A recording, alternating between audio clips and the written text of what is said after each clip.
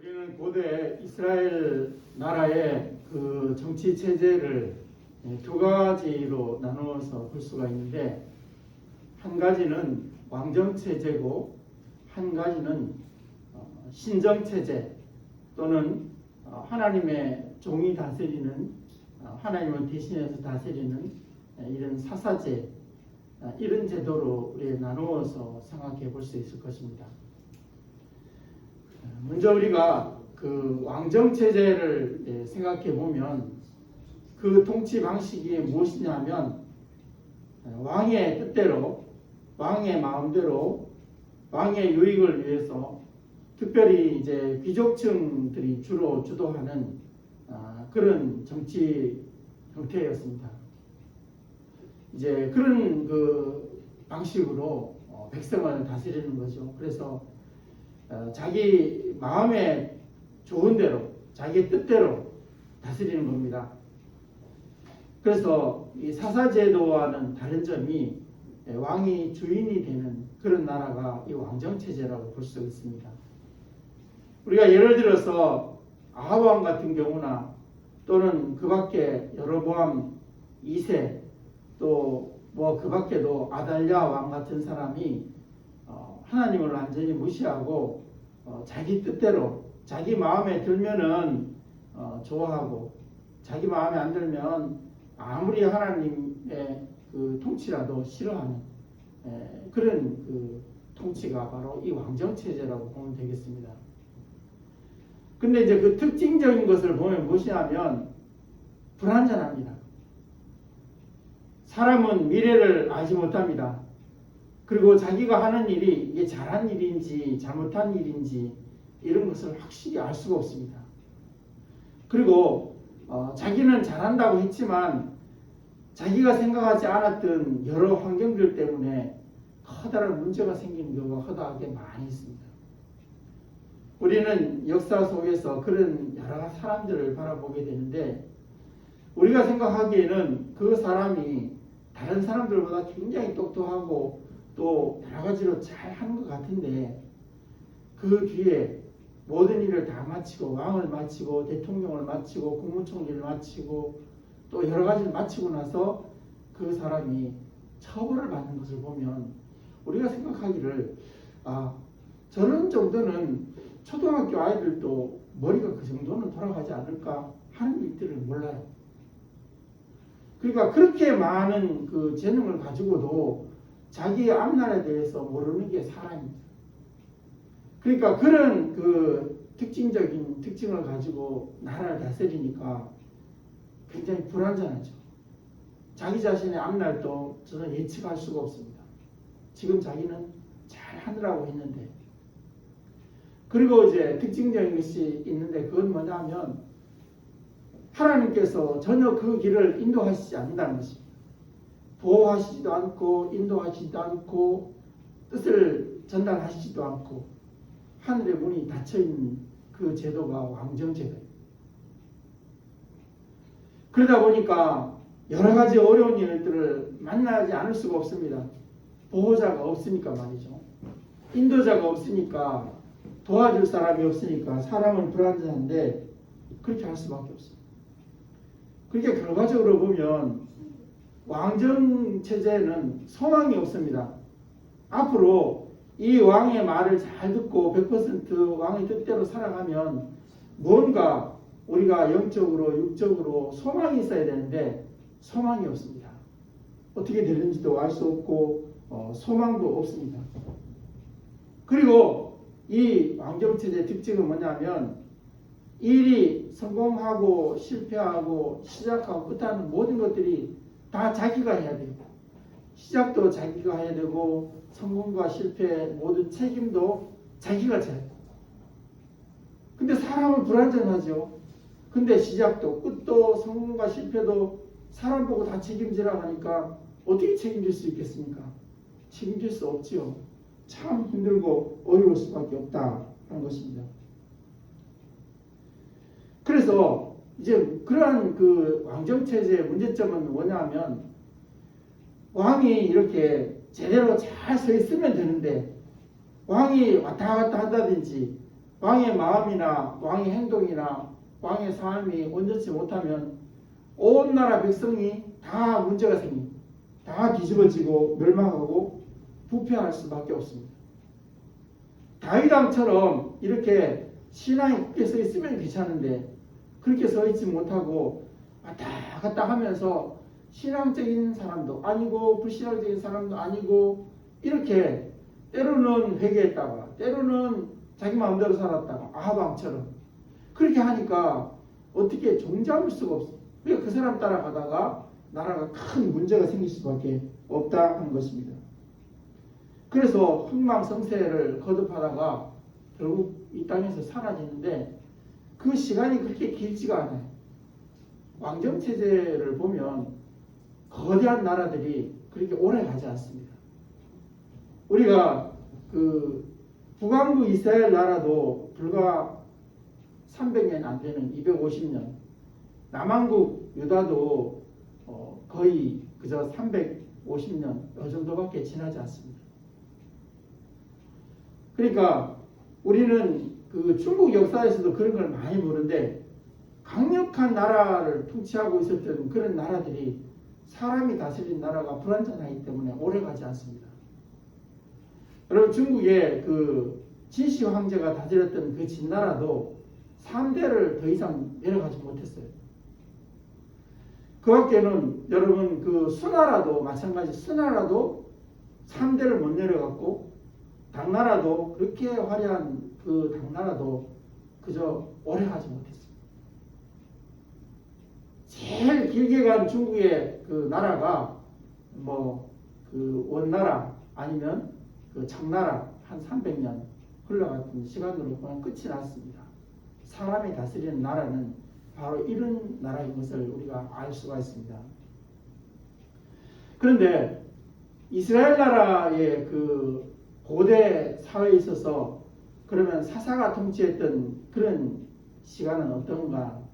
우리가 사사가 통치했던 그 역사를 우리가 잠시 한번 돌아보면 먼저 우리는 모세와 여호수아가 다스렸던 때는 사사라고 하지 않습니다. 왜 그러냐? 모세와 여호수아는 하나님 마음에 100% 합당한 그런 종이 하나님을 대신해서 통치하였기 때문에 자신들이 통치하지 않았습니다. 1에서 10까지 모든 것들을 다 하나님께 물어보고 다스렸습니다. 하나님 뜻대로 다스렸습니다. 그러니까 그런 시대를 모세와 여호수아 시대를 사사시대라고 하지 않습니다. 그럼 사사시대는 언제부터인가 하면 그 사람들이 죽은 후에 이 사사기에 나오는 때로부터 우리는 사사시대라고 말합니다. 오늘 우리가 읽은 사무엘상 이 부분까지 그것이 바로 사사시대라고 하나님이 100% 뜻대로 다스린 건 아니고 대신해서 이제 사람을 세워서 하나님 뜻을 물어보고 다스리는데 사람의 생각이 감정이 이렇게 가감되어 있는 것을 볼 수 있습니다. 그래서 사사는 여러분 이제 우리가 알아야 될 것이 17명이 있다고 우리가 보여지는데 제일 먼저 여러분 그 사사 중에서 이제 사사기에서 여러 페이지를 장식하고 있는 사사는 드보라, 기드온, 입다, 삼손 그렇습니다. 4명은 이제 큰 부분을 차지하고 있는 그런 사사죠. 그런데 작은 사사들은 우리가 잘 기억하지 못합니다. 여러분 이제 제가 하는 대로 한번 따라서 해보시죠. 기억하기 좋게 하기 위해서 제가 이렇게 생각해 본 것입니다. 자, 오세. 이게 해보세요. 저를 따라서 오세. 산에. 손을 대어서 해보세요. 그래야 안 잊어버려요. 오세. 산에. 돌아야지.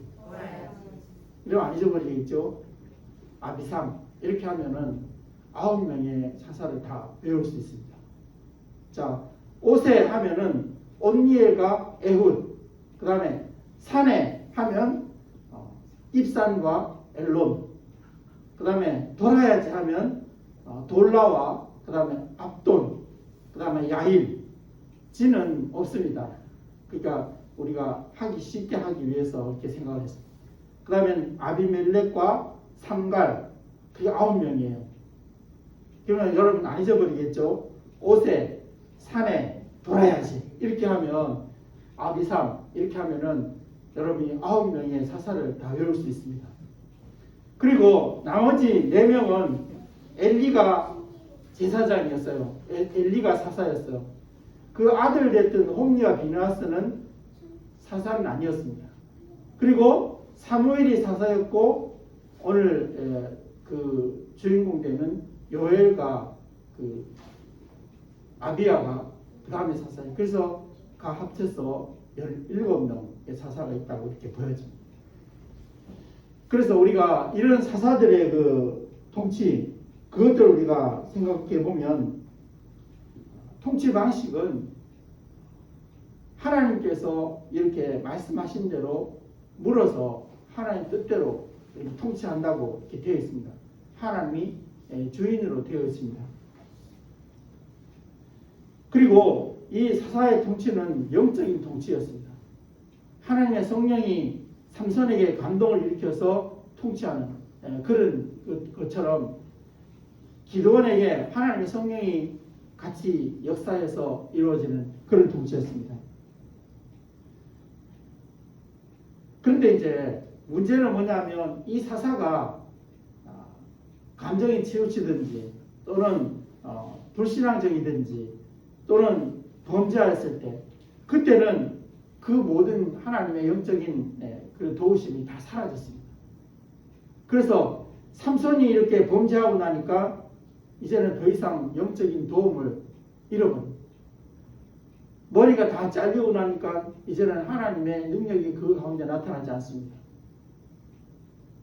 그리고 기드온이 또 입다가 또 그 밖에 여러 사사들이 살아갈 때 인간적인 감정을 가지고 살아가면 결국 하나님의 영이 떠나가고 그 속에서부터 아무것도 더 이상 일어나지 않는 그런 일들을 이제 만나게 됐다 하는 것입니다. 그래서 결국은 이 사사들의 통치가 때로는 영적이었고 때로는 인간적이었고 이렇게 하다 보니까 완전하지 못했습니다. 모세와 여호수아는 그런 적이 없습니다. 우리가 모세 오경과 그 다음에 이 여호수아서를 읽어보면 여호수아가 영적인 것을 떠나가지고 이랬다 저랬다 했다든지 그런 게 없습니다. 제가 싸울까요? 싸우지 말까요?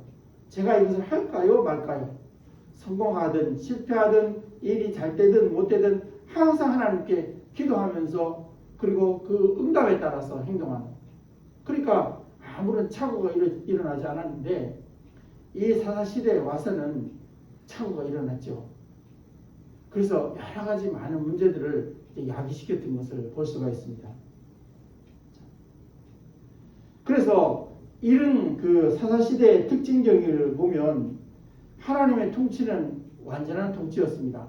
그런데 그 일꾼들은 사사가 범죄했을 때, 사사가 문제가 되었을 때, 그때 가면 소망이 없어지고 또 갈등이 일어나고 분열이 일어나고 멸망이 일어나는 그런 그 과정을 거쳤던 것을 볼 수 있습니다. 그래서 때로는 하나님 보호해 주시고 또 때로는 그 길을 인도해 줬다가 또 때로는 불이 꺼져서 어디로 가야 될지를 알지 못합니다. 삼손이 하나님의 뜻대로 살아갈 때는 하나님 인도하시고 하나님 뜻을 벗어날 때는 불이 꺼져서 어떻게 될지를 알지 못합니다. 그래서 우왕좌왕하다가 자신도 멸망하고 또 하나님이 또 잘 안 되고 백성들도 멸망한 자들이 그러니까 책임을 반반씩밖에 하나님이 져주지 않습니다. 반반밖에는 하나님께 기도하면서 하나님 뜻대로 살지 않기 때문에 그렇다고 하는 것입니다. 그러니까 여기서부터 문제점은 무엇이냐면 하나님은 완전하십니다. 그런데 대리하는 일꾼, 그 일꾼들이 문제가 일어났을 때 그 나라는 여러 가지 많은 문제가 일어날 수밖에 없다는 것입니다. 오늘 우리는 우리 그 사회에서도 우리 교회에서도 많은 하나님의 일꾼들이 있습니다. 뭐 목사에서부터 장로나 권사나 또는 집사나 여러 일꾼들이 있습니다. 그런데 교회가 온전하게 영적으로 이 모든 일들을 이어져 나가서 하나님 뜻을 이루기 위해서는 필요한 것이 뭐냐면 100% 모세와 여호수아 때처럼 하나님께 묻고 하나님의 응답을 받고 행동할 때 그때 모든 일이 잘 될 수 있습니다. 그런데 그 일꾼들이 자기 감정이나 또는 자기 생각이나 이런 것들을 거기에 주입해서 일을 해 나가면 그때부터 잘못되는 경우가 있습니다. 거기에 분열이 일어나고 갈등이 일어나고 그리고 세상 사람으로부터 멸시를 받고 또 교회도 온전히 어려워지고 그런 일을 만나게 된다 하는 것을 우리가 생각하면서 오늘 이 사무엘의 두 아들 요엘과 그 아비야 두 아들의 그 경우를 우리가 한번 생각해 보겠습니다. 이 사건의 발단은 무엇이냐면 이 요엘과 아비야가 사사였기 때문에 재판을 해야 되죠. 사사는 재판도 하고 사법도 가지고 있고 행정도 하는 그런 사람이 바로 사사였습니다. 근데 주로 하는 것이 우리가 말 그대로 쇼페트라고 하는 것은 판관이라는 말이죠. 그러니까 재판관이라는 말이죠. 재판을 주로 많이 담당했습니다. 그러니까 행정할 일은 뭐 고대 사회에서 행정할 일은 별로 많이 없었고 주로 이제 재판할 일이 많았기 때문에 이 사사는 재판을 많이 했습니다. 그래서 쇼페트라고 하는 말이 샤파트라는 그 동사에서 나오는데 결국은 재판하고 판결하는 걸 일을 하는 것을 우리가 볼 수가 있습니다. 그런데 이제 이 요엘과 아비야가 뇌물을 받고 이제 재판을 굽게 하였다. 그래서 이제 그것이 이제 문제가 일어나게 됐습니다. 그런데 이 두 아들이 뇌물을 얼마나 받았는지 또 몇 번이나 받았는지 그런 게 기록이 없습니다. 그냥 받았다는 소문이 났는지 또는 한두 번 받았는지 또는 5만원을 받았는지 100만원을 받았는지 1000만원을 받았는지 1억을 받았는지 알 수가 없어요. 단 이런 것 가운데서 장로들이 이제 이 사무엘을 찾아왔습니다. 당신은 늙고 당신의 아들들은 이렇게 당신처럼 일을 하지 않기 때문에 우리는 이제 더 이상 이 사사 제도를 이어갈 수가 없고 하나님 통치를 바랄 수가 없고 이 세상의 다른 나라들처럼 왕을 세워서 우리를 통치해 주도록 당신이 이렇게 원로이기 때문에 허락을 해주기를 원합니다. 하고 이렇게 이제 말을 한 것입니다. 자, 우리가 이런 가운데서 먼저 우리가 생각해 볼 것이 뭐냐면 하나님의 반응을 볼 수 있습니다. 우리가 성경에서 보면 하나님의 그 책임을 묻거나 처벌하는 데서 제일 중심이 되는 건 뭐냐면 하나님이 제일 중심적으로 그리고 제일 중대하게 생각하는 건 무엇이냐면 우상숭배였습니다. 그리고 하나님께 불순종하는 것입니다. 그러니까 불순종과 우상숭배는 같다 이렇게 표현하는 성경도 있죠. 그러니까 하나님이 제일 큰 중대한 문제로 생각하는 것은 하나님 앞에 불순종하거나 우상을 숭배하는 것 그거를 똑같이 이렇게 생각하죠. 그러니까 제일 중요하게 처벌하셨고 그 나머지에 우리가 사람에 있어서 살아가는 데 있어서 사람이기 때문에 뭐 모세도 실수하고 이렇게 했는데 누구든지 다 실수를 하죠. 실수 없는 사람은 사람이 아니니까. 그러니까 사람이 자기의 본성을 가지고 살아가면서 지은 이런 실수와 허물 또는 작은 죄 뭐 이런 여타의 죄들은 하나님에 대한 죄가 아니고 자기 자신이나 사람에 대한 죄예요. 간음을 한다든지 또는 그 밖에 뇌물을 받는다든지 또는 다른 사람과의 갈등을 겪는다든지 뭐 폭행을 한다든지 이런 일들은 사람과의 관계에서 일어나는 일들인데 그런 것들에 대해서는 하나님께서 좀 더 관용적인 그래서 회개하고 잘못됐다 하고 그것에 대해서 자기가 변상을 하고 이렇게 하면 그것에서 용서를 받을 수 있는 그리고 처벌을 적게 받는데 우상을 숭배한다든지 하나님의 불순종하는 것은 그것은 중대한 처벌입니다. 그러니까 이렇게 하나님이 보시기에 이 요엘과 아비야가 지은 죄가 하나님의 입장에서 가장 중대한 그런 죄가 아니었습니다. 그리고 사실 앞에 잠깐 말씀했지만 이 사람이 뇌물을 뭐 5만 원 받았는지 10만 원 받았는지 뭐 쌀 몇 대 받았는지 알 수가 없죠. 소문만 그렇게 났는지 또는 명확한 증거가 있는지 없는지 그런 것도 우리는 명확하게 알 수는 없습니다. 근데 하나님께서 이 요엘과 아비야에 대해서 너 이렇게 잘못했으니까 처벌받아라 그렇게 하지 않으셨다는 거죠. 그렇게 보면 그렇게 큰 죄를 지은 것 같지는 않습니다. 만일에 그 아론의 아들처럼 나답과 아비후처럼 그냥 그 자리에서 죽었잖아요. 하나님 처벌이 이렇게 무서운데 이 요엘과 아비야는 하나님이 처벌하지 않으신 걸 보면 그렇게 큰 죄를 저지른 건 아닌데 이 이스라엘 사람들이 장로들이 주변에 있는 여러 나라를 보니까 아주 힘이 센 왕이 일사불란하게 다스리는 그런 사람이 보이는 사람이 다스리는 나라는 정말 잘 될 것 같거든요. 야, 저렇게 위대한 그 힘을 가진 왕이 우리를 일사불란하게 잘 다스리면 우리나라가 더욱더 강성해지고 우리가 다른 나라를 지배하고 살고 이렇게 살 텐데 우리는 늘 하나님께 묻고 이렇게 하다 보니까 굉장히 연약해 보이고 연약해지고 그래서 안 되겠다. 그래서 이 사무엘에게 왕 제도를 요구하겠다는 것을 볼 수가 있습니다. 그래서 이제 이것이 바로 문제가 된 것입니다.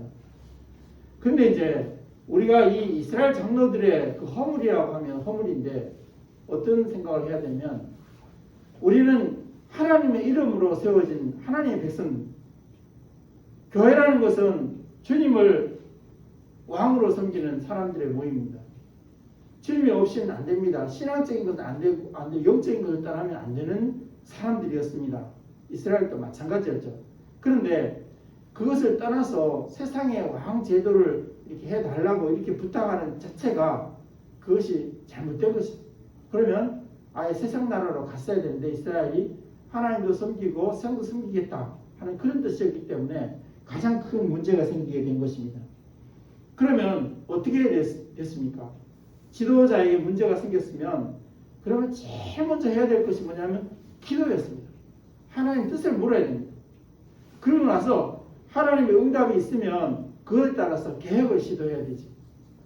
그 요엘과 아비야를 찾아가서 왜 그렇게 뇌물을 받고 국회 재판을 했습니까? 하고 이렇게 얘기하고 또 그래도 안 들으면 또 사람들에게 전체적인 의견을 물어서 이거 분명히 잘못된 것이니까 우리가 공동체 이름으로 죄에 대해서 이렇게 회개를 촉구해야 돼. 그런데 공동체의 말도 안 들었을 때는 그때는 다시 모여서 그 지도자를 교체를 하는 순서를 가지는 수밖에 없습니다. 그런데 그런 개혁적인 순서를 가지도 않고 하나님도 그렇게 심하게 처벌하지 않는 그런 작은 어떤 뇌물 사건 그 사안을 가지고 그냥 회개하면 되고 또 잘못됐으면 고치면 되고 또 그것도 안 되면 개혁하면 된 일인데 그냥 어마어마하게도 신앙을 가진 이 이스라엘 나라 장로들이 우리는 하나님과 결별하고 이 세상의 왕들 제도를 따라서 가겠다. 그게 이제 가장 큰 문제가 된 것을 볼 수가 있습니다. 그에 대해서 이 사무엘은 그런 이야기를 듣고 나서 어떻게 대처했느냐. 사무엘은 자기 아들들이 그렇게 잘못됐다고 말을 하는데도 변명도 안 하고 왕을 그 아들들을 두둔도 안 하고 아무 말도 하지 않습니다. 뭐 했냐? 기도했습니다. 하나님 제가 어떻게 하면 좋겠습니까? 이 아들들이 뭔가 잘못하긴 잘못했는데 어떻게 하면 좋겠습니까? 아마 이 사무엘도 자식들 야단을 쳤겠죠. 근데 이 자식들은 아버지 내가 뭐 돈 그 한번 10만 원 받고 어쩔 수 없이 나도 모르는 사이에 막 음식점에 갔는데 주머니에 쑤셔 넣어가지고 쑤셔 받았는데 그걸 가지고 저 사람들이 우리를 그렇게 하지만 어떻게 하겠습니까? 잘못됐으니까 뭐 아마 이렇게 얘기했을지도 모르겠죠. 그러니까 이 사무엘은 아무 대답도 하지 않고 하나님께 기도하면서 하나님의 응답을 들었습니다. 내가 이제 그 사람들이 너를 버리는 게 아니고 나를 버려서 나로 하여금 자기들이 왕이 되지 못하게 한 일이다. 그러면서 조건을 달아서 잘 가르쳐서 왕 제도를 허락해 주라고 이렇게 하나님 말씀하셨습니다. 자, 이렇게 그 왕 제도를 허락해 준 결과로 이스라엘 나라는 사사 제도가 무너지고 왕 제도가 생겼습니다. 그런데 그 제도가 생긴 일이 어떻게 됐습니까?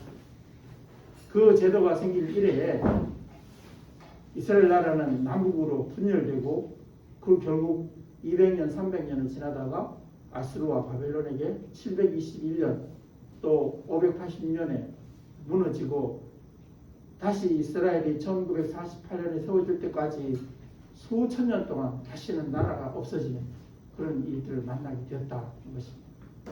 우리는 이 말씀을 통해서 어제 얻을 교훈이 있는데, 우리가 분명히 알아야 될 것은 뭐냐면, 우리가 지금 지향하고 있는 나라는 하나님 나라, 하나님 우리를 다스리는 나라가 우리의 나라, 우리의 신앙의 나라.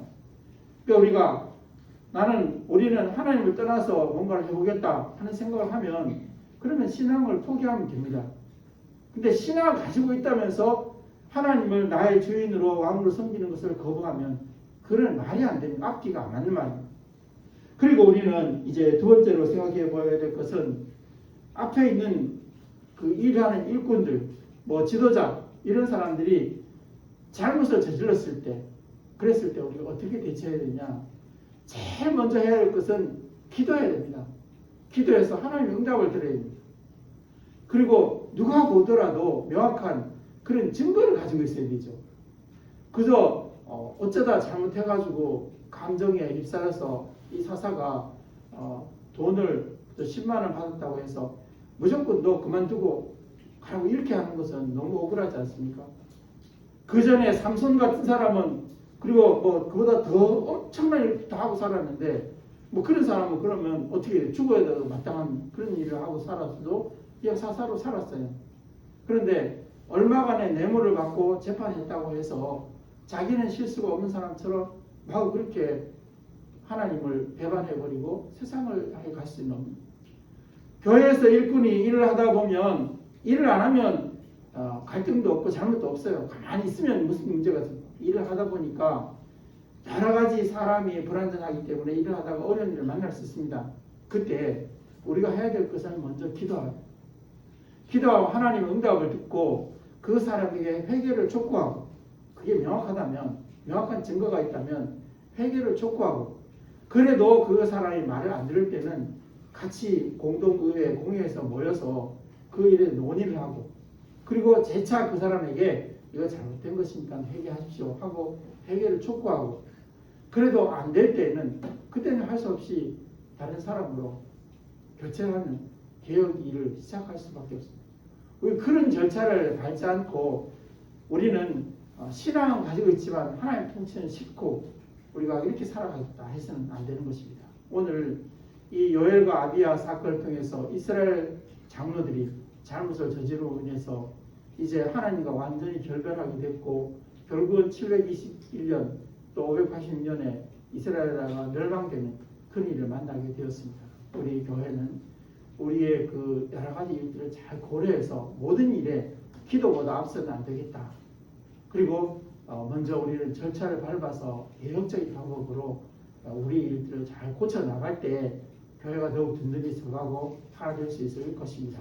기도하겠습니다. 하나님 아버지, 우리는 때로 이 땅에서 발을 붙이고 살다 보니 하나님이 일뿐이라고 하면서도 또 잘못되게 일을 할 때가 많이 있습니다. 감정에 치우칠 때도 있고 여러 가지 크고 작은 일들을 만날 때도 있습니다. 그때 우리가 이 사무엘처럼, 이스라엘 장로들처럼 하지 않고 사무엘처럼 먼저 기도하고 하나님 응답을 듣고 개혁함으로 인해서 나라가 멸망하고 또 교회가 힘들어지는 일을 만나지 않도록 하나님 우리의 삶을 주장해 주시옵소서. 예수 그리스도 이름으로 기도하옵나이다.